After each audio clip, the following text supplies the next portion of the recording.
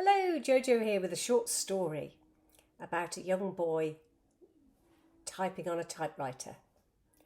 Once upon a time, in a charming little cottage, young Timmy was on a grand adventure.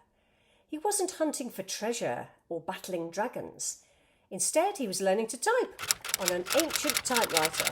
Clackety-clack, tap-tap-tap, he practised his keys diligently. One sunny morning, as he typed, the quick brown fox jumped over the lazy dog. The doorbell rang with a loud ding-dong. Timmy jumped so high that he nearly knocked the typewriter over. Curiosity piqued, he raced to the door. To his astonishment, there stood the stationmaster, waving excitedly. "Quick, Timmy, the steam train's coming by!"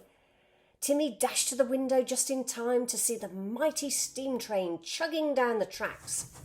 Its wheels spun, clouds of steam bellowed, and the whistle echoed like a symphony. In his haste, Timmy accidentally hit the typewriter keys. The quick brown fox jumped over the lazy dog. He laughed, realising even the typewriter was excited about the train.